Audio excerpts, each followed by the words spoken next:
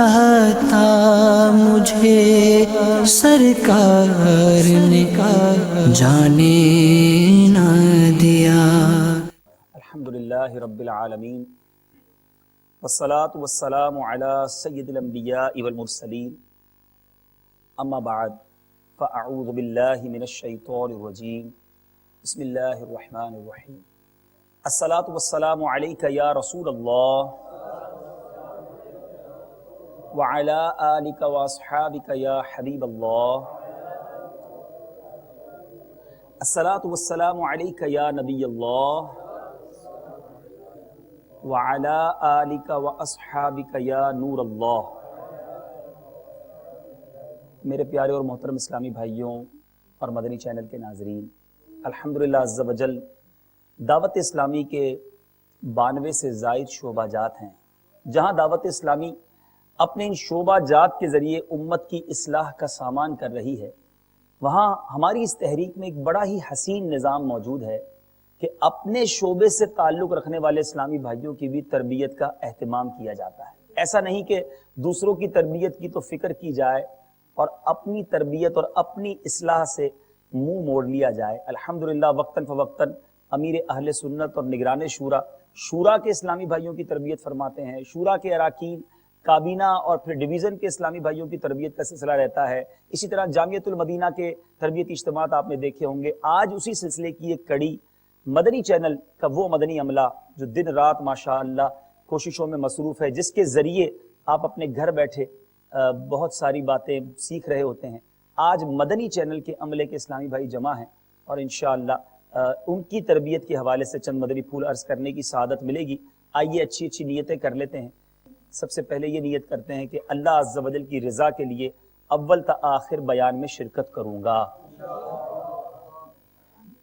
توجہ کے ساتھ، دھیان کے ساتھ، ادھر ادھر دیکھنے سے بچتے ہوئے، موبائل فون کے استعمال سے بچتے ہوئے بیان سنوں گا۔ ممکن ہوا تو بیان کی تعظیم کی نیت سے 2 زانوں بیٹھ کر بیان سنوں گا، اور جو مدنی پھول دیے گئے انشاءاللہ ان پر عمل کرنے کی بھی کوشش کروں گا۔ درود پاک پڑھنے کے بے شمار فضائل و برکات ہیں۔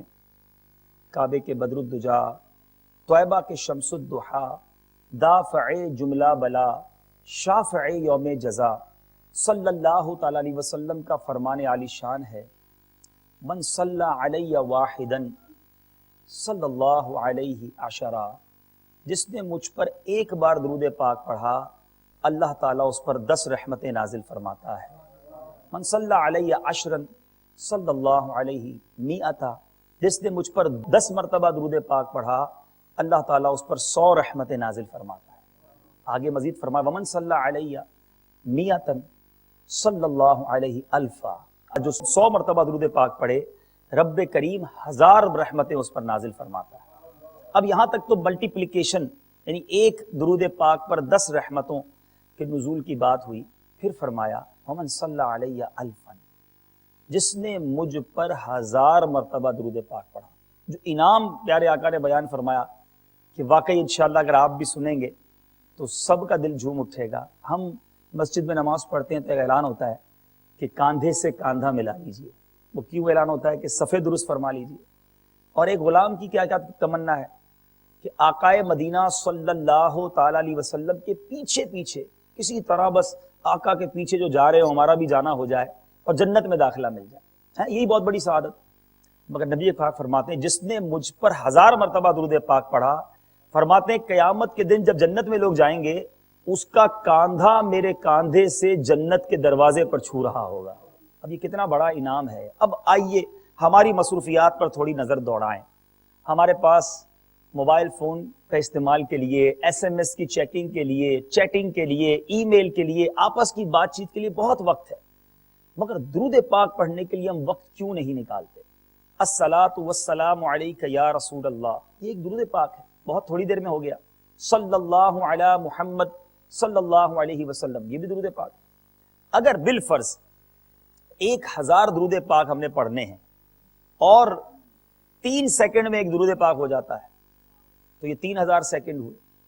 اب 3000 سیکنڈ کو اگر ڈیوائیڈ کریں تو میرا خیال ہے کہ آدھے گھنٹے میں آپ جو ہے وہ درود پاک 1000 پڑھ سکتے ہیں۔ اب آپ میں سے بہت سارے بائک پر آتے ہیں، بہت سارے بس میں آتے ہوں گے، بہت سارے کسی بھی ٹرانسپورٹ کے ذریعے آپ آتے ہیں.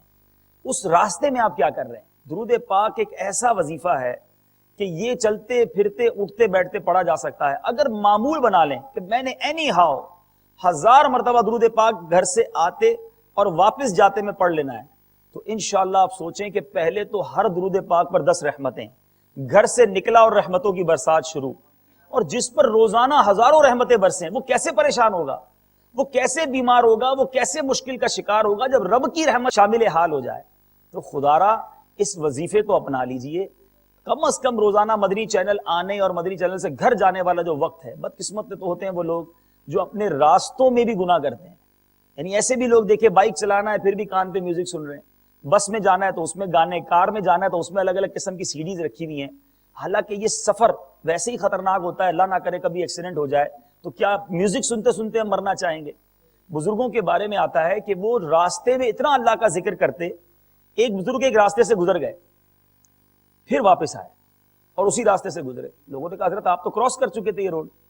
تو فرمایا میں گزر تو چکا تھا مگر اس گلی میں اللہ کا ذکر کرنا بھول گیا، اس لیے واپس آیا ہوں کہ میں جس راستے سے گزروں وہ تمام راستے میرے اللہ کے ذکر کے گواہ بن جائیں. کیا ہم یہ سوچتے ہیں؟ خدا نہ خواستہ ایسا تو نہیں کہ میں سارے راستوں کو گناہ کا گواہ کر رہا ہوں، میوزک سن کے، معاذ اللہ بری باتیں کر کے. تو چلے نیت کریں کہ انشاءاللہ روزانہ ہم کثرت سے درود پاک پڑھیں گے. آپ یقین کریں آپ پریشان ہوں گے، بیمار ہوں گے، بہت ساری مصیبتیں آپ کے ساتھ چل رہی ہوں گی. آپ درود پاک کو پکڑنے، آپ دیکھیں آپ کے لیے راہیں کھلنا شروع ہو جائیں گی. آپ کو فیل ہونے لگے گا کہ میں فریش ہو رہا ہوں. آپ کو فیل ہوگا یار میری فلاں مشکل چھٹ رہی ہے، کیونکہ نبی پاک علیہ الصلوۃ والسلام پر درود پاک ایک ایسا مجرب وظیفہ ہے. آپ اس کو اپنا لیجئے اور انشاءاللہ. اور یہ تو میں نے ایک فضیلت بتائی، درود پاک کے فضائل پر تو شاید 100 بیان کرے تو پورے نہیں ہوں گے، کتابوں کی کتابیں بھری ہوئی ہیں. وہ حدیث پاک آپ نے سنی ہوگی، ایک درود پاک پڑھے 10 گناہ معاف، 10 نیکیاں اور 10 درجات بلند. اب جس نے ایک دن میں 1000 درود پاک پڑھ لیے کتنے گناہ معاف ہو گئے. اب آپ سوچیں کہ مدنی چینل پر کام کرتے ہوئے بھی بعض اوقات ہمیں ایسے مواقع ملتے ہوں گے جب زبان ہماری فارغ ہے. ٹھیک ہے، اگر ہم کچھ اور کام کر رہے ہیں ہماری زبان فارغ ہے، اگر شریعت اجازت دیتی ہے اور ہم اپنی زبان سے ذکر اللہ اور درود پاک پڑھتے چلے جا رہے ہیں تو سوچیں ہم کتنی نیکیاں کما سکتے ہیں. مگر ہم بہت سارے وقت کو اس طرح ضائع کرتے جا رہے ہیں. تو میرے پیارے اسلامی بھائیوں، میں بھی نیت کرتا ہوں، آپ بھی نیت کریں، انشاءاللہ درود پاک کی کثرت کروں گا. آج ایک موضوع لے کر آپ کی بارگاہ میں حاضر ہوا اور نیت یہی ہے کہ انشاءاللہ ہم وقتاً فوقتاً اس طرح کے اجتماعات رکھیں اور کسی ایک موضوع کو اچھے انداز میں سمجھیں اور پھر آئندہ زندگی میں اس کو عمل کرنے کی کوشش کریں. وہ موضوع کیا ہے انشاءاللہ آپ سمجھ جائیں گے. اور یہ موضوع نہ صرف میرے یہاں موجود اسلامی بھائیوں کے لیے مفید ہے بلکہ میرے مدنی چینل کے ناظرین آپ بھی توجہ کے ساتھ سنیں. ہر مسلمان کے لیے یہ بہت ضروری ٹاپک ہے، بلکہ میں یوں کہوں تو غلط نہ ہوگا کہ اسلام کا حسن ہے، مسلمان کے چہرے کا نور ہے، اطمینان قلب ہے. یقیناً آپ بھی چاہتے ہوں گے کہ اطمینان ہو جائے، چہرہ نورانی ہو جائے، میں حشاش بشاش رہوں.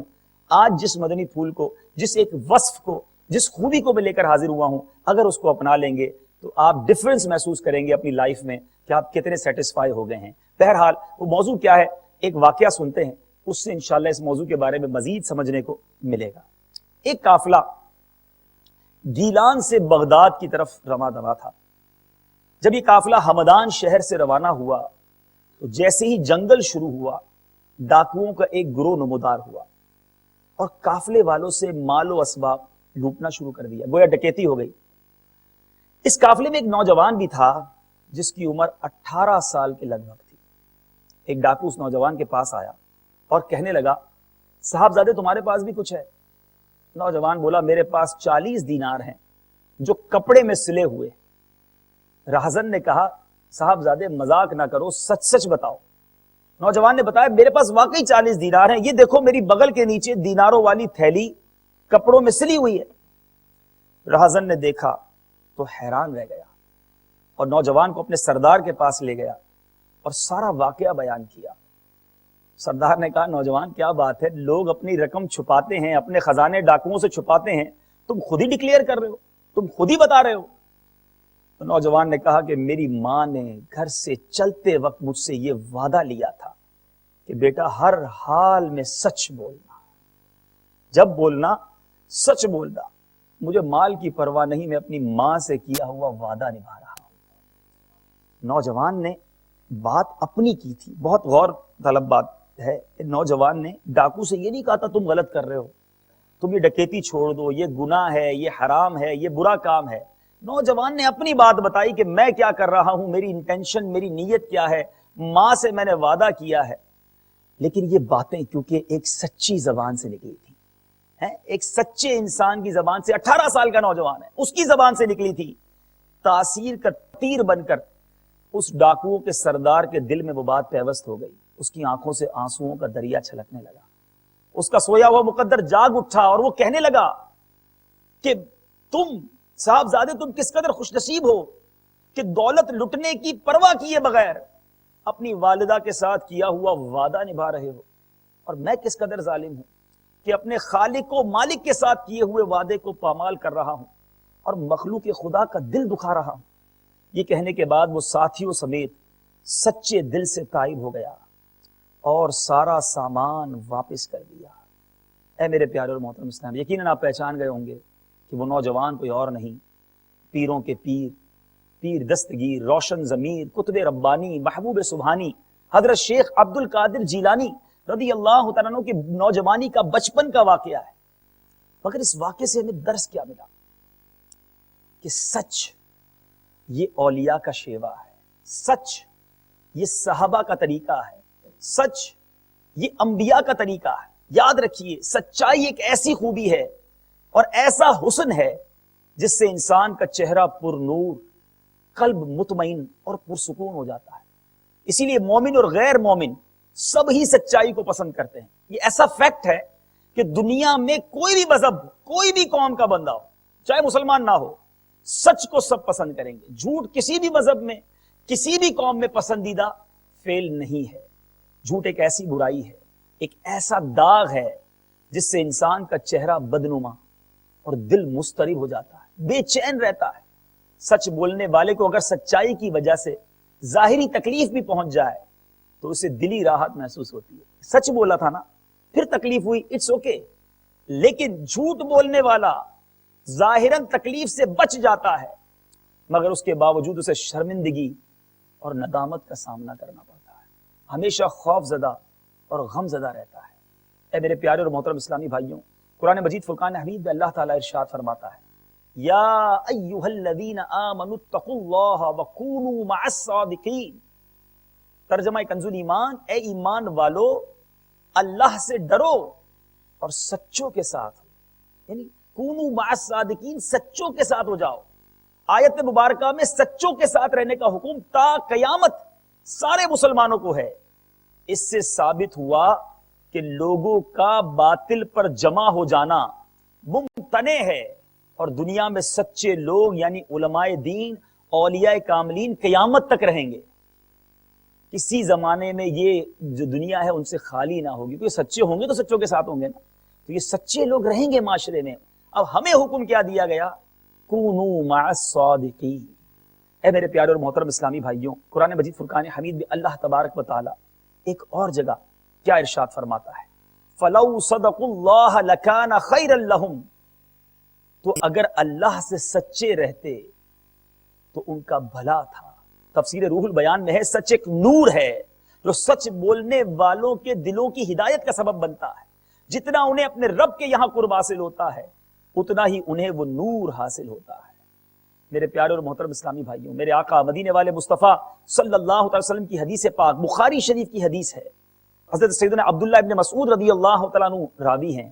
میرے آقا نے فرمایا صلی اللہ تعالیٰ علیہ وسلم، بے شک سچ نیکی کی طرف لے جاتا ہے اور نیکی جنت کی طرف لے جاتی ہے، اور بے شک بندہ سچ بولتا رہتا ہے۔ بہت اہم بات، بندہ سچ بولتا رہتا ہے یہاں تک کہ وہ اللہ عز و جل کے ہاں صدیق لکھ دیا جاتا ہے، اور جھوٹ گناہ کی طرف لے جاتا ہے اور گناہ جہنم کی طرف لے جاتا ہے۔ بے شک بندہ جھوٹ بولتا رہتا ہے یہاں تک کہ اللہ عز و جل کے ہاں کذاب یعنی بہت زیادہ جھوٹ بولنے والا لکھ دیا جاتا ہے۔ سوچئے میرے پیارے اسلام، وہ کتنا بد نصیب ہے جو رب کے یہاں کذاب لکھا ہوا ہے، اور وہ کتنا خوش نصیب ہے جو رب کے یہاں سچ بولنے والا لکھا ہوا ہے۔ اللہ تعالیٰ ہمیں سچوں کے فہرست میں ہمارا نام آ جائے۔ اے کاش ہم اپنے رب کے حضور بھی سچے ہوں، ایسا نہ ہو کہ لوگوں کے سامنے جھوٹ بول بول کر، ہو سکتا ہے کسی کے ذہن میں خیال آئے کہ یہ موضوع کیوں لایا گیا، ہم تو دعوت اسلامی کے ماحول میں ہیں، ہم تو سچ بولتے ہیں، ہمیں تربیت ہی سچ کی دی جاتی ہے۔ آج انشاءاللہ اپنے بیان کے تھوڑا سا آگے جا کے کچھ ایگزامپلز کے ذریعے سمجھیں گے کہ کہاں کہاں ہم دانستہ یا غیر دانستہ طور پر جھوٹ بول جاتے ہیں اور ہمیں پتہ بھی نہیں ہوتا۔ اور یاد رکھیں، کسی گناہ کے بارے میں یہ احساس ہونا میں یہ گناہ کر رہا ہوں تو بندہ پلٹ آتا ہے، بندہ توبہ کر لیتا ہے۔ احساس گناہ بھی نعمت ہے، لیکن جس گناہ کے بارے میں احساس ہی نہیں کہ یہ میں گناہ کر رہا ہوں، یہ اور بڑی خطرناک بات ہے۔ یعنی انسان اگر نماز نہیں پڑھ رہا اور اسے یہ احساس ہے کہ میں بے نمازی ہوں تو کبھی روئے گا، کبھی توبہ کرے گا اور نمازی بننے کی کوشش کرے گا۔ لیکن اگر انسان کو پتہ ہی نہیں میں یہ برائی کر رہا ہوں، یہ برائی ہے، تو وہ کب پلٹے گا، وہ کیسے توبہ کرے گا؟ بہرحال میرے پیارے اور محترم اسلامی بھائی، میں چاہ رہا ہوں کہ کچھ پہلے سچ کے فضائل، اس کی اسلام میں اہمیت بیان ہو جائے اور پھر اب اپنے حال کی طرف انشاءاللہ آئیں گے۔ سچ کی لغوی تعریف ہے واقعے کے مطابق خبر دینا، اور اہل حقیقت کی اصطلاح میں مقام ہلاکت پر، یعنی جہاں سچ بولنے میں جان کا خطرہ ہو وہاں حق بات کہنا سچ ہے۔ بہرحال میرے پیارے اور محترم اسلامی بھائیوں، نبی پاک علیہ الصلوۃ والسلام کی حدیث بھی آپ نے سنی، اب ایک اور حدیث پاک سنی۔ بندہ جھوٹ بولتا رہتا ہے تو اسے بہت زیادہ جھوٹا لکھ دیا جاتا ہے، یعنی اس کے لیے حکم کر دیا جاتا ہے کہ یہ جھوٹا ہے، فرشتوں پر اس کا جھوٹا ہونا ظاہر کر دیا جاتا ہے، اور زمین والوں کے دلوں میں بھی یہ بات ڈال دی جاتی ہے کہ یہ جھوٹا ہے۔ اسی طرح حضرت سیدنا ابن مسعود کا قول نقل کرتے ہوئے سیدنا مالک فرماتے ہیں، بندہ جھوٹ بولتا رہتا ہے اور جھوٹ بولنے کا ارادہ کرتا ہے تو اس کے دل پر ایک سیاہ نقطہ پڑ جاتا ہے۔ ایک جھوٹ بولتا ہے، ایک بلیک ڈاٹ، فرمایا یہاں تک کہ اس کا دل سیاہ ہو جاتا ہے، اور پھر وہ اللہ عز و جل کے یہاں جھوٹا لکھ دیا جاتا ہے۔ کتنا بد نصیب ہوگا وہ شخص جس کا دل سیاہ ہو گیا اور بارگاہ الہی میں جھوٹا لکھ دیا گیا۔ سیدنا عبداللہ ابن عمر رضی اللہ تعالیٰ عنہما سے مروی ہے، صادق و مصدوق نبی صلی اللہ تعالی علیہ وسلم نے فرمایا، جب بندہ جھوٹ بولتا ہے، جھوٹ کی بدبو سے فرشتہ 1 میل دور ہو جاتا ہے۔ اب جس سے فرشتہ ہی دور ہو گیا، رحمت کے فرشتے ہی قریب نہ رہے، وہ پریشان نہیں رہے گا تو کیا رہے گا؟ اس پر کیسے رحمتوں کی برسات ہوگی، اس کے مسائل کیسے حل ہوں گے؟ تو مجھے اور آپ کو یہ غور کرنا ہے کہ کہیں یہ برائی، کیونکہ بعض اوقات کیا ہوتا ہے کہ کچھ چیزوں میں ہم خود ہی فیصلہ کر لیتے ہیں کہ میں یہ برائی نہیں کر رہا، اب جب برائی نہیں کر رہا تو اس سے توبہ بھی نہیں کر رہا، اس پر سوچ بھی نہیں رہا، اس بارے میں خیال بھی نہیں جاتا۔ ہم سارے سچے لوگ ہیں، ہمارا ماحول ہمیں سکھاتا یہی ہے، بچپن سے ہم سچ بولتے آ رہے ہیں، بہت اچھی بات ہے کہ اگر صرف سچ بول رہے ہیں دیٹس گریٹ، لیکن کہیں ایسا تو نہیں کہ اس وصف پر توجہ کم ہونے کی بنا پر، اس کی ہلاکت خیزی پر توجہ کم ہونے کی بنا پر ہم بات بات پر یا کسی بھی بات پر دانستہ یا غیر دانستہ جھوٹ بول جاتے ہیں۔ ایک حدیث پاک بہت ڈرا دینے کے لیے کافی ہے۔ یہ 8 قسم کے لوگوں کے بارے میں نبی پاک نے فرمایا، کنز العمال کی حدیث، میرے آقا مدینے والے مصطفیٰ صلی اللہ علیہ وسلم نے فرمایا، قیامت کے دن 8 قسم کے افراد اللہ عز و جل کے نزدیک سب سے زیادہ ناپسندیدہ ہوں گے۔ اے میرے پیارے اسلامی بھائیوں، یہ 8 کیٹیگری غور سے سنیے۔ اللہ نہ کرے ان 8 قسم کے لوگوں میں میں اور آپ شامل ہوں، اور اگر خدا نہ خواستہ ہم میں سے کوئی یہ فیل کرتا ہے کہ ان 8 قسم کے لوگوں میں میں شامل ہوں، میں اپنے چینل میں بڑا پسندیدہ ہوں، اپنے خاندان میں بڑا فیورٹ ہوں، میرے دوستوں میں جناب میں ہر دل عزیز ہوں، میرے جناب آس پاس رہنے والے میرے دیوانے، مجھ سے محبت کرنے والے بہت سارے، ارے مجھے تو فالو کرتے ہیں لوگ، یہ ساری چیزیں آپ کے پاس ہیں، اور اللہ کے نزدیک اگر آپ ناپسندیدہ تو کیا فائدہ اس کا؟ لوگ میری واہ واہ کریں، میں جناب اپنی ٹیم کا کیپٹن، میں اپنے جو چینل ہے اس کے شعبے کا HOD، میں جناب سینئر کیمرہ مین، میں سینئر ایڈیٹر، میں سینئر مفتش، ہر بندہ اپنے بارے میں سوچے، میں اپنے بارے میں سوچوں کہ جناب لوگ اتنا چاہتے ہیں، لیکن اگر تمہارا نام ہی رب کے ناپسندیدہ لوگوں میں، تو تف ہے ایسی مقبولیت پر، تف ہے ایسی جناب شہرت پر، تف ہے لوگوں کی اس محبت پر کہ لوگوں کے نزدیک پسندیدہ اور رب کی بارگاہ میں ناپسندیدہ لوگوں میں میرا نام ہو۔ غور سے سننا ہے مجھے اور آپ کو، اور آج توبہ کر کے جانا ہے کہ اللہ نہ کرے ان 8 لوگوں میں ہم شامل نہ ہوں۔ سنیے، پہلا بندہ اور نبی پاک فرما رہے ہیں نمبر 1 جھوٹ بولنے والے. پہلے نمبر پر جھوٹ بولنے والا جو ہے وہ اللہ کی بارگاہ میں ناپسندیدہ لوگوں کی فہرست میں پہلے نمبر پر ہے. غور کیجئے, it's not a minor crime, یہ چھوٹا جرم نہیں. سچا ہی مومن ہوتا ہے, سچا ہی اچھا انسان ہوتا ہے. سچے آقا اعلی حضرت رحمت اللہ تعالی علیہ کتنی پیاری بات لکھتے ہیں, سچی بات سکھاتے یہ ہیں, سیدھی راہ چلاتے یہ ہیں. ارے ہمارے آقا سچی بات سکھانے آئے, سیدھی راہ چلانے آئے, اور آج مسلمان کہلانے والا بات بات پر جھوٹ بولتا ہے. دیر سے کیوں آئے؟ وہ فلاں معاملہ ہو گیا تھا, بائک کا ایکسیڈنٹ ہو گیا تھا, اسکوٹر خراب ہو گئی تھی, ٹریفک جام ہو گیا تھا, طبیعت خراب ہو گئی تھی. مطمئن کر دیا ہم نے کسی کو. ارے کسی کو, ایڈمن کو, ذمہ دار کو, نگران کو مطمئن کر دیا. اللہ کی بارگاہ میں کیا جواب دیں گے؟ وہاں کیسے مطمئن کریں گے؟ یہاں مثال کے طور پہ کٹوتی سے بچ گئے, یا مثال کے طور پہ ہم کسی وجہ سے سختی سے بچ گئے, ہمارے خلاف کوئی کاروائی ہونی تھی اس سے کوئی بہانہ کر کے بچ گئے. یہ سلسلہ کیوں خراب ہوا, یہ ایڈٹ میں کیا پرابلم ہوا, یہ جناب آپ نے کیوں غفلت کی, ہم نے کوئی نہ کوئی بہانہ بنا کے, کوئی سسٹم سے بات کر کے چپ کرا دیا سامنے والے. کوئی بات نہیں, وہ چپ ہو گیا, وہ مطمئن ہو گیا. لیکن کوئی ہے جو جانتا ہے. اعلیٰ حضرت لکھتے ہیں وہاں نہیں بات بنانے کی مجال, وہاں بات نہیں بنا سکیں گے. وہاں یہ نہیں بول سکیں گے کہ میں نے یوں کیا تھا, میں نہیں تھا, نہیں میں نے نہیں کیا تھا. وہاں نہیں بات بنانے کی مجال. وہ دلوں کے حال جانتا ہے. آج ایک پرابلم پر, ایک بات پر میں نے جھوٹ بول دیا, اس کو مطمئن کر دیا, حضرت آپ کو غلطی ہوئی تھی, میں نہیں تھا, چھپا دی بات, لیپا پوتی کر دی, فلاں کو مار دیا, فلاں کو بیمار کر دیا, کسی بہانے سے کوئی غلطی میری ہوئی, میں نے جھوٹ بول دیا, اور پھر لوگ خوش ہوتے ہیں, دیکھا کیسا بنایا, مطمئن کر دیا اس کو. ارے وہ ہو گیا مطمئن, نہیں بگاڑ سکا میرا کچھ. اگر میرے نامہ اعمال گناہ لکھ دیا گیا, مجھ سے فرشتہ 1 میل دور ہو گیا, اور اگر یہی جھوٹ میرے رب کی ناراضگی کا سبب بن گیا, تو قیامت کے دن پہلے نمبر پر ناپسندیدہ لوگوں میں جھوٹ بولنے والا ہوگا. قرآن نے تو مجھے کہا تھا سچوں کے ساتھ ہو جاؤ, اور میں جھوٹا, غلط بیانی کرنے والا نہیں. میرے پیارے سے میں نے کہا نا کہ سچ بولنے والا مطمئن کیوں رہتا ہے. مثال کے طور پہ آپ کو کسی نے پوچھا آپ نے پہلے کہاں کام کیا ہے, آپ نے کہا فلاں چینل میں کام کیا, جھوٹ بول دیا. یا فلاں ادارے میں کام کیا, آپ نے نہیں کیا وہاں پر. یا آپ سے کسی نے پوچھا آپ کہاں رہتے ہیں, آپ نہیں بتانا چاہتے, فلاں غریب علاقے میں رہتا ہوں, آپ نے کہا میں تو فلاں اچھے علاقے میں رہتا ہوں. جھوٹ بولا نا, اب آلویز آپ ڈسٹرب رہو گے. یار جب بھی اس نے پوچھنا ہے نا بعد میں, مجھے وہی بتانا ہے جو پہلے بتایا تھا. جھوٹ بول کر یاد رکھنا پڑے گا, سچ بول کر نو ٹینشن. آپ کو نیند سے اٹھا کے کوئی پوچھے گا کہاں رہتے ہیں, آپ وہی بتائیں گے جہاں رہتے ہیں, کیونکہ آپ سچی بولتے ہیں. لیکن آپ نے اگر غلط بیانی کی ہوئی ہے تو آپ کو سوچنا پڑے گا پہلے کہاں جواب دیا ہے.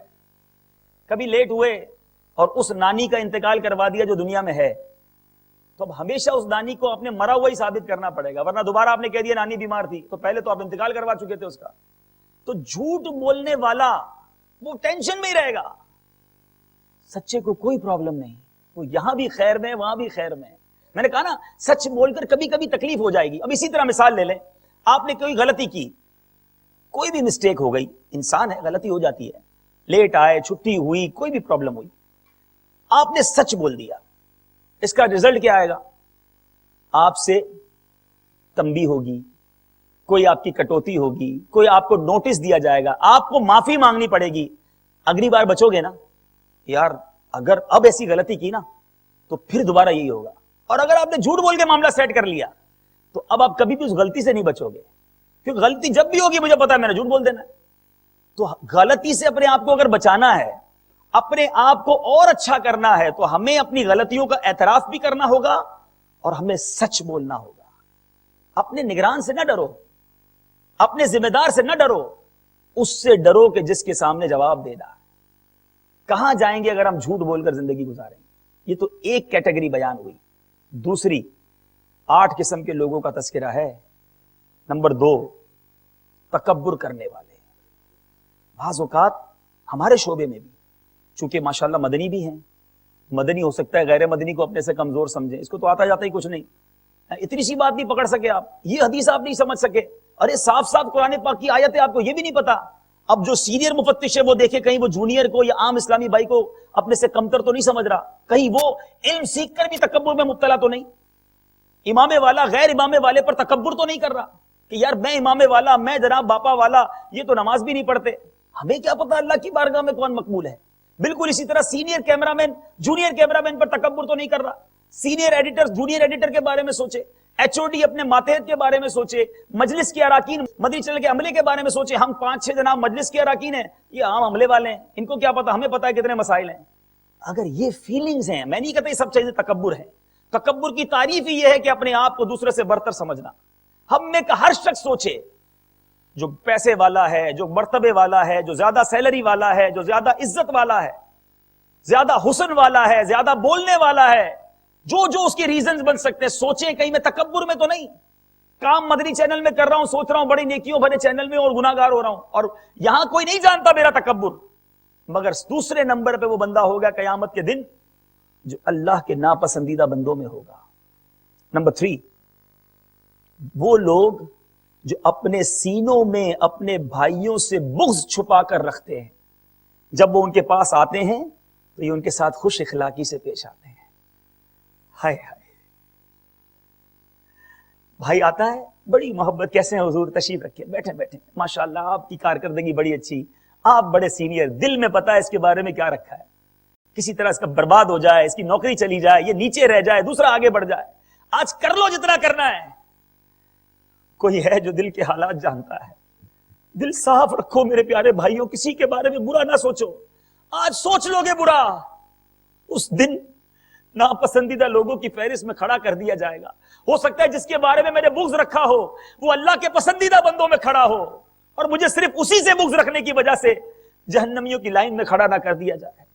خوش اخلاقی سے پیش آتے, نہیں پتہ چلتا میرے بارے میں کیا سوچ رہا ہے. جیسے ہی وہ بندہ اٹھ کر گیا, بڑا آیا مبلغ, بڑا آیا نگران, بڑا آیا ایچ او ڈی, بڑا آیا سمجھانے والا, اس کا تو کام ہی ہے, خود کے کام کون سے سیدھے ہیں. اور جب وہ حضرت آئیں گے سب کرسی سے کھڑے ہو جائیں گے, حضرت حضرت بیٹھیں چائے پیجیے. یہ کیا ہے, یہ منافقت نہیں کہ خوش اخلاقی سے ملو اور دل میں بغض رکھو. ارے مسلمان جیسا منہ سے بولتا ہے ویسا دل سے ہونا چاہیے, صاف ستھرے بن جاؤ, کلین, جیسا میں ہوں اندر بھی کاش ویسا ہو جاؤں. دکھتا اچھا ہے, اللہ جانتا ہے باطن کا حال کیا ہے. جبھی تو باپا لکھتے ہیں, ہوں بظاہر بڑا نیک صورت, کر بھی دے اب مجھ کو نیک سیرت, ظاہر اچھا ہے باطن برا ہے, یا خدا تجھ سے میری دعا ہے. اچھا ابھی بھی پتہ ہے کیا ہو رہا ہوگا, شیطان اب بھی بہت لوگوں پر وار کر رہا ہوگا. جتنے آپ بیٹھے نا, بہت اچھی بات کر رہے ہیں عبدالحبیب بھائی, یہ فلاں نگران سن رہا ہو نا تو مسئلہ حل ہو جائے گا. یہ بالکل ٹھیک کہہ رہے ہیں, میرا نگران صحیح ہو جائے نا تو مسئلہ پرابلم ٹھیک ہو جائے گا.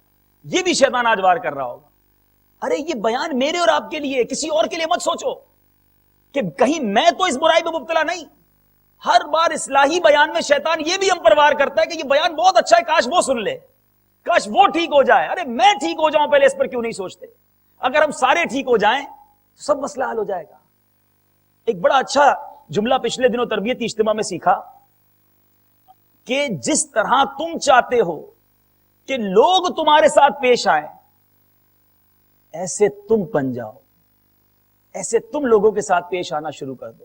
یعنی دوسرے لفظوں میں, ابھی آپ جب فارغ ہو جائیں, موقع ملے, ایک کاغذ قلم لیجئے گا اور لکھنا شروع کیجئے گا کہ یار میں کیسے چاہتا ہوں لوگ میرے ساتھ رہیں. ٹھیک ہے, آپ کیا لکھیں گے؟ پہلا, میں جب بھی جاؤں مجھے محبت سے ملیں, مسکرا کر ملیں, مجھے عزت سے بٹھائیں, مجھ سے پانی کا پوچھیں, میں اگر کوئی تکلیف بیان کروں تو میری خیر خواہی کریں, میں پریشانی میں ہوں تو میری حوصلہ افزائی کریں, میں بیمار ہو جاؤں تو میری تیمارداری کریں. واٹ ایور یو نیڈ, آپ کو جیسا چاہیے لکھیں, پہلے آپ سارے لکھیں کہ میں کیسے چاہتا ہوں لوگ مجھ سے کیسے ملیں. جب آپ یہ لسٹ بنا لینا, آپ پہلے دن یہ نیت کر لو, میں ایسا بن جاؤں گا کہ میں تو ایسا بن جاؤں جیسا میں چاہتا ہوں. سب اگر ایسے بن جائیں سب ٹھیک ہو جائے گا. ہم آلویز یہ سوچتے ہیں یہ اچھا ہو جائے, یار یہ ٹھیک ہو جائے, یہ کیوں نہیں سوچتے کہ میں ٹھیک ہو جاؤں. جس دن میں ٹھیک ہو گیا سب ٹھیک ہو جائے گا. اور یاد رکھیں, دنیا کا دستور ہے, محبت دو گے محبت ملے گی, عزت دو گے عزت ملے گی. آج میرے باپا نے کیا کر دکھایا, کوئی ایک بتا دو, کوئی ایک, اپنوں کو چھوڑ دو, کوئی دشمن بتا دو آپ کہ جو امیر اہل سنت کے کردار پہ انگلی اٹھائے. کوئی ایک بتا دو جو لاکھوں کروڑوں دعوت اسلامی والے باپا نے مجھے ڈانٹا, باپا نے مجھے جھاڑا, باپا نے مجھے ذلیل کیا. نیور. جو آدمی لاکھوں لوگوں سے مل چکا ہو ایک نہیں لا سکتے آپ.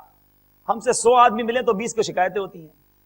باپا سے پھر لوگ کیوں اچھا پیش آتے ہیں کہ باپا نے کیا ہی ایسا ہے لوگوں کے ساتھ, میں اچھا ہو جاؤں نا سب میرے ساتھ اچھے ہو جائیں گے. تو یہ بھی نیت کریں کہ انشاءاللہ کسی کے لیے دل میں بغض نہیں رکھوں گا. یہ نہ سوچے یہ کیوں ترقی کر گیا. ہمارے یہاں پرابلم کیا ہے, جو جس کو کہتے ہیں نا پروفیشنل جیلسی, یار یہ آگے کیوں بڑھ رہا ہے, اس نے اتنا اچھا سلسلہ کر لیا, وہ والے مبلغ کے ساتھ یہ کیوں چلا گیا, اس نے یہ والا شاندار شوٹ کیوں کیا, مجھے ملتا تو میں اس سے اچھا کرتا. یہ شیطان کے وار ہے میرے پیارے. آپ کے بھائی نے اچھا کیا, دعا کرو یا اللہ اس کو اور ترقی دے, اللہ آپ کو بھی عطا فرمائے گا. جیلسی, حسد, یہ کہیں کا نہیں چھوڑے گا. وہ ترقی کرتا رہے گا, آپ جلتے رہیں گے. حاسد جو ہے نا وہ اپنی آگ میں خود ہی جلتا رہتا ہے. اللہ تعالیٰ نے جس کو عزت دینی اس کو کوئی نہیں روک سکتا. وَتُعِزُّ مَن تَشَاءُ وَتُذِلُّ مَن تَشَاءُ. گویا بندہ جو ہے اعتراض کر رہا ہے کہ مولا تو نے اس کو عزت دی, اس کے قابل ہی نہیں تھا. معاذ اللہ, اٹ مینز وہ اللہ کی تقسیم پر اعتراض کرتا ہے. جس کو عزت ملے آپ اس کے لیے دعائیں کریں, خوش ہوں, دل میں جلن محسوس نہ ہونے دیں, تو انشاءاللہ یہ وصف دل میں نہیں رہے گا. نمبر 4, پھر آقا نے فرمایا وہ لوگ جب انہیں اللہ عز و جل اور اس کے رسول صلی اللہ تعالی علیہ وسلم کی طرف بلایا جاتا ہے تو ٹال مٹول کرتے ہیں, اور شیطانی کاموں کی طرف بلایا جاتا ہے تو جلدی جاتے ہیں. کیسی بات ہے یار. چلیں حضرت نماز پڑھنے, بس آپ چلے میں آ رہا ہوں. ارے حضرت جماعت جاری, بس آپ چلے نا میں آ رہا ہوں. آج اجتماع ہے بھائی, نہیں یار آج بہت تھکا ہوا ہوں, آج مدنی مذاکرہ ہے اگلے ہفتے آؤں گا. ٹال مٹول. بلائے جانے والے کو ٹال مٹول, اور آدھا میسج آ جائے پورا نہ آئے. وہ کہتے ہیں نا ٹیکسٹ مسنگ, وہ والا میسج آ جائے کہ فلاں جگہ فلاں کام ہو رہا ہے, تو اس کو میسج کرتے ہیں یار کمپلیٹ تو بھیجو, پورا نہیں آیا. اور مجھے نہیں بلایا, فلاں کہتا مجھے فلاں جگہ جانا ہے, اچھا آپ کو بلایا مجھے نہیں بلایا, میں بھی چلوں گا. جہاں شیطانی کام ہے وہاں خود ہی پہنچ جانا, موقع ڈھونڈنا کہ میں گھس جاؤں ادھر. اور اللہ کے کاموں کی طرف بلایا جائے تو وہ لوگ ٹال مٹول سے کام لیتے ہیں. سوچو میرے پیارے اسلامی بھائیو, قیامت کے دن وہ لوگ اللہ کے ناپسندیدہ لوگوں میں ہوں گے. ہونا تو یہ چاہیے میری لالچ ہو یار, کوئی اچھی محفل ہو, کوئی اچھا اجتماع ہو, کوئی اچھا بیان ہو, بس میں پہنچ جاؤں. میں نکما, رحمت برسے گی تو میرا کام ہو جائے گا. نیک لوگوں میں پہنچوں گا تو کچھ نہ کچھ تو چھینٹے مجھ پر بھی پڑ جائیں گے. تو ایسے ذہن ہونا چاہیے. میں ایک اسلامی بھائی کو جانتا ہوں, ویسا تو لطیفہ ہے یہ, لیکن ہم بہت بچپن کی میری بات ہے, مجھے بالکل بات کرتے کرتے اچانک یہ واقعہ یاد آ گیا. ہمارے ساتھ وہ اجتماع میں چلتے, میں تو بہت چھوٹا تھا اس زمانے میں, لیکن باپا کے بیانات ہوتے تھے, تو وہ جہاں بھی اجتماع میں آتے نا سو جاتے. وہ اسلامی میں چلتے اور جیسے ہی بیان شروع ہوتا سو جاتے. اور ایک بار نہیں کئی بار ایسا ہوا. تو میرے والد صاحب نے ان کو کہا کہ یار آپ آتے کیوں ہو پھر, جب آپ کو سونا ہی ہوتا ہے, تھکے ہوئے اتنے ہوتے ہو کہ بیان رات کو بیٹھ ہی نہیں سکتے تھے. وہ بولے یار میں اس نیت سے آتا ہوں, گھر پہ سوؤں گا تو کوئی فائدہ نہیں, یا نیکوں پر رحمت کی برسات ہوگی, مجھ پر بھی کچھ چھینٹے پڑ جائیں گے. اب یار دیکھو کیسے کیسے لوگ ہیں کہ یار گھر پہ بھی سونا ہی تھا, تھوڑی دیر سن لوں گا, تھک جاؤں گا تو وہیں سو جاؤں گا, جب آپ واپس آتے ہو مجھے اٹھاتے ہو, واپس لے آتے ہو, میں واپس آ جاتا ہوں. یہ لالچ, تھکن ہے, نیند ہے, لیکن یار اگر سونا بھی ہے تو میں ان کے قدموں میں جا کے کیوں نہ سو جاؤں. اور ہمیں جانا ادھر ہے جیسے تھکن بھی ہو, پریشان بھی ہو, لیکن وہاں پہنچنا ہے. یہ بہت خطرناک بات ہے, اور یہ بہت خطرناک وصف ہے. نیت کرتے ہیں انشاءاللہ کہ نیکی کے کاموں میں بڑھ چڑھ کر آگے بڑھیں گے, اور سمجھانے والے کو جو ہے نا اس کی دل آزاری نہ کریں. بعض اوقات پتہ کیا ہوتا ہے, ہم نے اپنے چینل میں بھی یہ سسٹم رکھا ہوا ہے کہ نماز پڑھتے پڑھتے جائیں تو اسلامی بھائیوں کو بلائیں, درس میں بٹھائیں. اب اسلامی بھائی نے ہمیں بلایا, پاسبل ہے اس کا انداز اتنا اچھا نہ ہو, وہ بھی تربیت کے مراحل سے گزر رہا ہو. اب اس کو جھڑکے نا, ایک تو اللہ کے کاموں میں بلا رہا ہے اور الٹا میں اس کا دل توڑ رہا ہوں. حضرت آپ اپنا کام کرو نا یار, ہم اور کام کر رہے ہیں, آپ کیا بار بار آ جاتے ہو. ایک تو بیچارہ ہمیں نیکی کے راستے کی طرف لے جا رہا ہے, تو اس کی حوصلہ افزائی کریں اور کوشش کریں کہ اس کے ساتھ جانا شروع کریں. ایک مبلغ کو میں جانتا ہوں, وہ آج رکن شورا بن گئے ہیں, کرکٹ میچ کھیلتے تھے, اور ایک اسلامی بھائی ان کے پاس پہنچ جاتا گراؤنڈ میں کہ یار آپ چلیں اجتماع میں. تو کہا جاؤ نا بھائی, کیا یار تنگ کرتے ہو میرے کو. 1 بار 2 بار 3 بار 10 بار ایک اسلامی بار بار گراؤنڈ میں آ جاتا, اور اس کے دوست اس کرکٹ کھیلنے والے کو اس کے دوست ذلیل کرتے تھے کہ یار یہ مولوی کون ہے جو تمہارے کو تنگ کرنے آ جاتا ہے, تم اس کو خامخواہ اس کی سنتے ہو. ایک دن اس اسلامی بھائی کے ذہن میں آیا, یہ بیچارہ کتنی بار میرے پاس آیا ہے, اور یار میں اس کو کیوں نہیں جواب دیتا, ایک بار تو چلا جاؤں. وہ جو اسلامی بھائی تھا وہ اس کو لے کر آیا, مدرسے میں داخل کروایا, ایک بار شاید جمعرات اجتماع میں لے کر وہ اسلامی بھائی آج رکن شورا بن گیا، کرکٹ کھیلنے والا، اور اس مبلغ کو مجھے امید ہے انشاءاللہ اس اسلامی بھائی کو جو روزانہ گراؤنڈ میں آتا تھا اس کو ثواب جاریہ ملے گا۔ اب آپ سوچیں کہ ہم بعض اوقات کسی کو 2 بار بلاتے ہیں، 3 بار بلاتے ہیں، وہ نہیں آتا، ہم دل توڑ دیتے، یار یہ آتا ہی نہیں ہے۔ دل نہ توڑیں، اس پر کوشش کرتے رہے، قطرہ قطرہ برساتے رہے، وہ بھی پتھر میں سوراخ کر دیتا ہے۔ کیا معلوم آج جو یہ پینٹ شرٹ والا بے نمازی گناہ گار جس پر میں کوشش کر رہا ہوں، کل یہ کوئی مفتی بن جائے اور میرے لیے مغفرت کا ذریعہ بن جائے۔ تو جو میرے مدنی اسلامی بھائی ہیں، جو میرے پرانے اسلامی بھائی ہیں، وہ ہمارے نئے اسلامی بھائیوں پر بھی انفرادی کوشش کرتے رہیں، اور سارے یہ نیت کرتے ہیں انشاءاللہ شیطانی کاموں کی طرف نہیں، اللہ کے کاموں کی طرف رغبت کے ساتھ جائیں گے انشاءاللہ۔ نمبر 5، پانچواں، وہ لوگ جو کسی دنیاوی خواہش کی تکمیل پر قدرت پاتے ہیں تو قسمیں اٹھا کر اسے جائز سمجھنے لگتے ہیں اگرچہ وہ ان کے لیے جائز نہ ہو۔ نمبر 6، چغلی کھانے والے، اللہ کے ناپسندیدہ لوگوں میں وہ بھی شامل ہیں، تو انشاءاللہ کبھی کسی کی چغلی نہیں کریں گے انشاءاللہ۔ نمبر 7، دوستوں میں جدائی ڈالنے والے، کتنے بد نصیب ہوتے ہیں وہ لوگ جو 2 دوستوں میں چاہتے ہیں یار ان کے اندر جدائی ڈال دو، پتہ ہے اس نے یہ بولا تھا تمہارے بارے میں، ہاں یہ بولا تھا، اس کو جا کے بولا یہ بولا تھا، حالانکہ جھوٹ بولنے کی جائز صورتیں ہیں، اس میں اس بات کی بھی اجازت ہے کہ 2 روٹھے ہوئے مسلمانوں کو یا میاں بیوی کے بارے میں تفصیل ہے اس کی کہ آپ کسی کی اگر دل ملانا چاہتے ہیں، لڑائی ختم کرنا چاہتے ہیں، تو وہاں یہ جھوٹ بول سکتے ہیں کہ یار وہ تمہاری بڑی تعریف کر رہا تھا، وہ تو بہت تمہارے بارے میں اچھے الفاظ استعمال کرتا ہے، تم جوڑنے کے لیے آئے ہو، توڑنے کے لیے نہیں آئے۔ تو ہمیں کبھی بھی ایسا نہیں بننا چاہیے۔ اور 8واں وصف جو ہے، نیک لوگوں کے گناہ میں مبتلا ہونے کی تمنا کرنے والے، یہی وہ لوگ ہیں جنہیں اللہ عز و جل ناپسند فرماتا ہے۔ یہ کیسا وصف ہے؟ میں سوچتا ہوں یہ کون لوگ ہوں گے؟ یعنی اب کوئی بندہ نیک ہے، میں نیک بن نہیں سکا، یار یہ بھی کوئی غلطی کرے نا، ذرا یہ بھی تو برباد ہو، اس کا بھی تو کوئی ذرا فلم چڑھے۔ یعنی نیک آدمی کے لیے یہ تمنا کرنا کہ گناہ میں مبتلا ہو جائے، اللہ بچائے اگر ایسے لوگ ہوتے ہیں تو وہ اپنے ٹھکانہ دیکھ لیں۔ تو بہرحال یہ وہ 8 وصف تھے۔ مین ٹاپک آج میرا سچ ایک ایسا حسن ہے، ایک ایسی خوبی ہے جو مسلمان میں ضرور ہونی چاہیے۔ میں بھی نیت کرتا ہوں، آپ بھی نیت کریں، کبھی بھی جھوٹ نہیں بولیں گے، بس سچے ہو جاؤ، پھر دیکھو اللہ تعالیٰ کی کیسی مدد آتی ہے۔ سچ کو آنچ نہیں ہے، یہ بزرگوں کا جو کال ہے نا، اٹس بریلینٹ۔ سچا آدمی کبھی پرابلم میں نہیں دیکھتا، تھوڑی دیر کے لیے ہو سکتا ہے آزمایا جائے۔ اب غوث پاک رضی اللہ تعالیٰ ڈاکوؤں میں گر گئے نا، لیکن سچ بولا تو نہ صرف اپنے پیسے واپس ملے، پورے قافلے کے واپس مل گئے۔ یقین تھا نا، ہمیں سچ پر پہلے یقین ہونا چاہیے، بات بات پر جھوٹ۔ اب دوستوں میں جھوٹ کیسے بولتے ہیں؟ 2 دوست بیٹھے، پتہ چلا میں ایک جگہ گیا تھا تو اس نے یہ بولا، میں نے یوں جواب دے دیا۔ اب اپنی حاضر جوابی کا بتانے کے لیے وہ جملہ نہیں بولا ہوگا اور نہ توجہ دی، جھوٹ بول دیا۔ اچھا کسی دوست نے ایک واقعہ سنا ہے، میں یار وہ پتہ چلا یہ ہو گیا، ہاں میرے ساتھ بھی ایسا ہی ہوا تھا۔ اب ذرا بات پرولونگ کرنا ہے، محفل کو جمانا ہے، سامنے والے کے چہرے پہ تھوڑی مسکراہٹ لانی ہے، تو 2-3 جملے جو میں نے بولے وہ خلاف حقیقت ہیں اور اس پر توجہ نہیں۔ میں اسی طرف واپس آ رہا ہوں کہ جس گناہ کی طرف توجہ نہیں وہ اور خطرناک ہے، کہ پتہ ہی نہیں یہ گناہ ہے۔ ہماری مزدوری پتہ ہی کیا ہے؟ سامنے والا بولے اچھا ایسا، واقعی ایسا ہوا، ہم خوش ہو گئے بھائی، اس کی اٹریکشن لے لی، اس کا یہ جملہ لے لیا، وہ ہم سے ذرا امپریسڈ ہو گیا نا، واقعی تمہارے ساتھ بھی ایسا ہوا تھا، اچھا پھر تم نے یہ بول دیا، کمال ہے یار بھائی، یہ 4 جملے سن لی ہم نے اور ہم خوش ہو گئے، ہمارا مطلب پورا ہو گیا گناہ کروا کر۔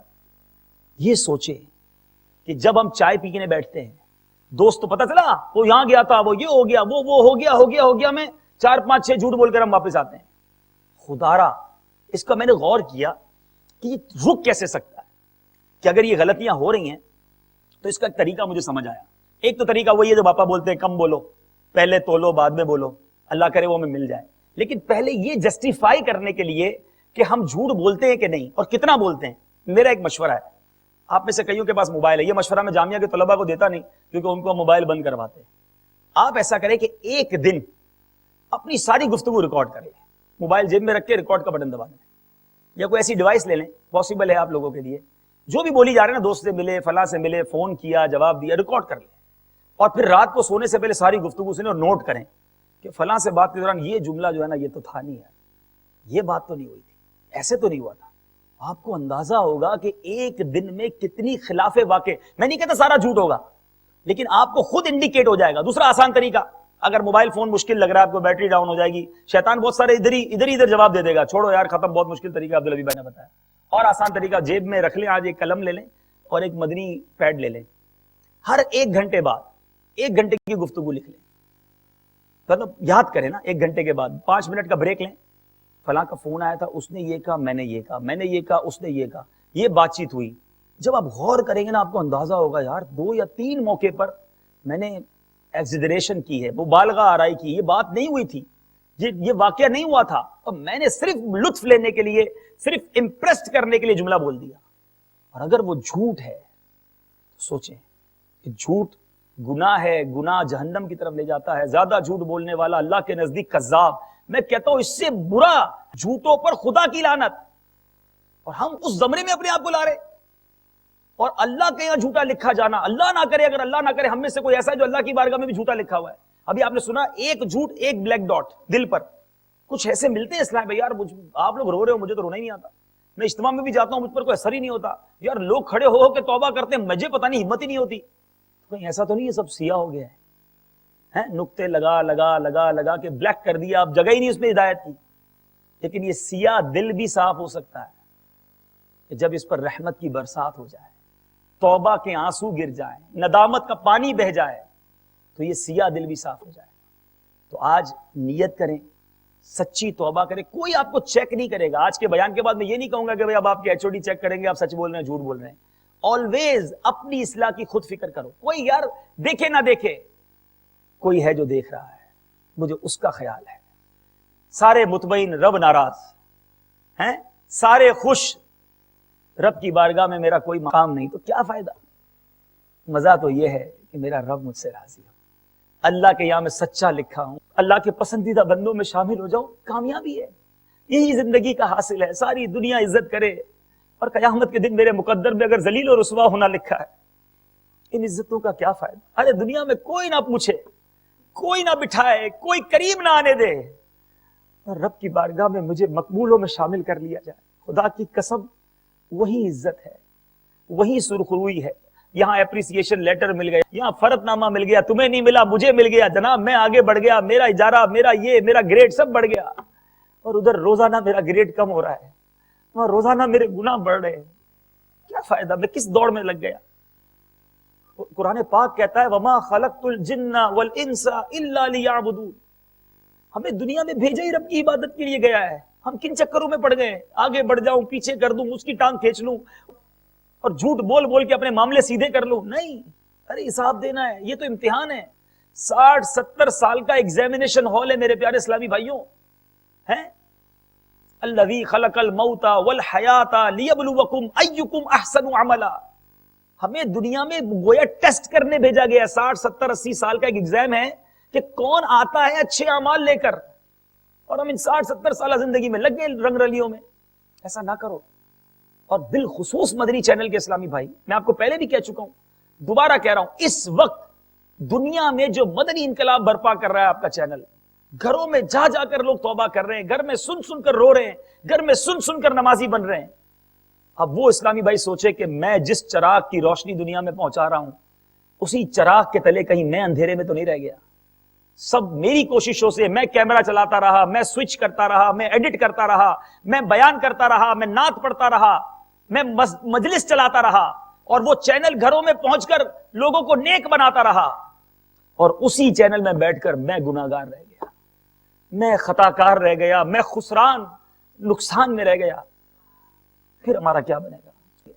آج کا یہ اجتماع صرف ایک مقصد کے لیے کہ میرے وہ بھائی جو ہمارے چینل سے وابستہ ہے، کہیں ہم کہیں دور نہ رہ جائیں، کہیں چینل دیکھنے والے جنت میں چلے جائیں، چینل کے ذریعے اصلاح پانے والے جنت میں چلے جائیں، اور میرے چینل چلانے والے کہیں پیچھے نہ رہ جائیں، کہیں بیان کرنے والا پیچھے نہ رہ جائے.